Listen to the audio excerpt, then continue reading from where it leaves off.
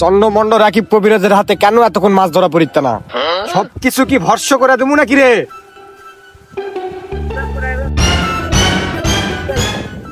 মাছ মারতে কেটে শান্ত শান্তর পুকুর তো কাম কয়ে আসে।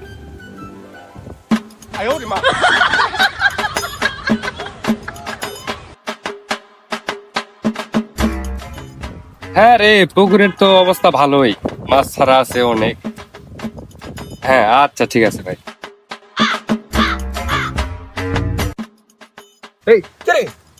মনে কথা কথা তো ওটি তোর পুকুরে মাছ মেরা সব শ্বাস খাইয়া দিল। কি এত বড় কথা? কে হার পুকুরে মাছ পাইতে ছত?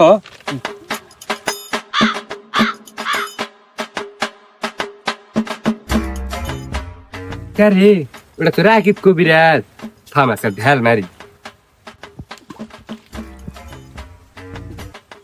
এই কে রে আমার মাছ মারা এত বড় ক্ষতি করলো? ওই রাকিব কবিরাজ তো খেতে ঘাটে চয় থাকা যাবে না। আরে ভাই, মেলা দিন থেকে তো পিকনিক টিকনিক খাওয়া নাই, কোনো কিছু একটা ব্যবস্থা কর। হয় ভাই, ঠিক আছে, পিকনিক টিকনিক খাওয়া লাগে। আচ্ছা দেখছি কি করা যায়। ওটি তেরা পেরা চলকে কাজ যাওয়া লাগবে। এ ভাই ভাই ঠিক আছে, রাকিব কবিরাজ তো আমার পুকুরে মাছ মারতে, আমি আর গেছি, ওইটা ধুমুক দিছে, হারা তো ভয়ে চলে আসছি কবিরাজ মানুষ। শত কবিরাজের উৎপাত বেড়ে গেছে শত। লাঠিলে লাঠিলে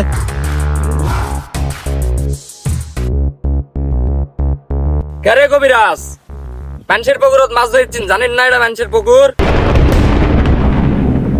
চন্দ্রমন্ড রাকিব কবিরাজের কারো পুকুরত মাছ মারতে হুকুম লাগে না। তাই বলে তুমি যাত্রার পুকুরত মাছ ধরবেন? তুমি এমন কি আশা গেছে? আমি কি আলছি তোরা দেখতে চাস? তাহলে দেখ তোরা। এবার তোমার কথা কিন্তু বেশি হয়ে যাচ্ছে। তোর কথা কিন্তু বেশি হয়ে গেল। বাবা রে, বাবা, ও বাবা, বাবা, ও বাবা, আমি এর কাছে আসতে চাইনি বাবা। তোর এত বড় সাহস, তুই চন্দ্রমন্ড রাকিব কবিরাজের কাছে মাথা দিস? বাবা ভুলে গেছে বাবা, আর জীবনে করে দিন তোমার সামনে আর আসবো না বাবা, মাফ করে দাও।